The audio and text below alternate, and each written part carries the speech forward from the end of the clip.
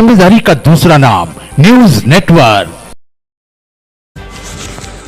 प्रदेश के शिक्षा मंत्री और परिवहन मंत्री उदय प्रताप सिंह नर्मदापुरम पहुंचे।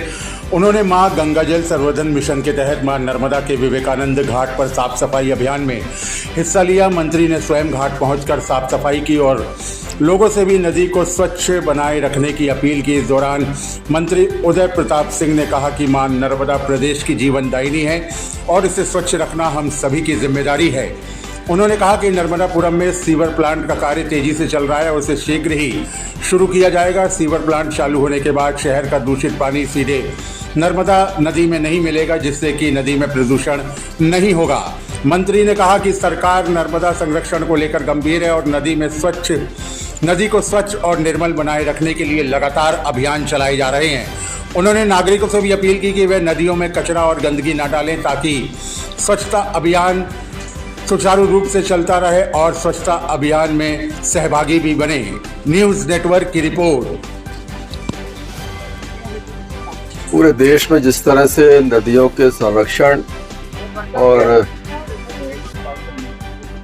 बगैर रुके नदी का प्रवाह चलता रहे, इस बात के लिए माननीय प्रधानमंत्री जी ने 2014 से जो संकल्प लिया और जल शक्ति मंत्रालय बनाकर पूरा नदियों के संरक्षण के लिए, जल के संरक्षण के लिए काम करना चालू किया, तो हम 12 वर्षों के बाद इस बात को कह सकते हैं कि पूरे देश में जागरूकता आई है। प्रदेशों की सरकारें इस काम को उन्होंने अपने हाथ में लिया है। सामाजिक संगठन इससे जुड़े हैं। शासकीय अधिकारी, कर्मचारी, नेताओं में एक इस अभियान के प्रति जुड़ाव हुआ है और आज मध्य प्रदेश में मार्च से लेकर जून तक चलने वाला हमारा जल गंगा संवर्धन अभियान माननीय मुख्यमंत्री के आह्वान पर, उनके नेतृत्व पूरे प्रदेश में सुचारू रूप से चल रहा है। आज विशेष रूप से गंगा सप्तमी के अवसर पर पूरे मध्य प्रदेश में स्वयं मुख्यमंत्री जी एक स्थान पर हैं, सारे मंत्री, विधायक, सांसद एक समाज में इस तरह के कार्यक्रमों को संचालित करने से जो एक जागरूकता फैलती है। हमारे यहाँ आने से, सफाई अभियान में जुड़ने से घाट की सफाई तो होगी, लेकिन संदेश भी जाता है कि हम आम आदमी से जो अपेक्षा कर रहे हैं उस अपेक्षा में हम भी सहभागी हैं।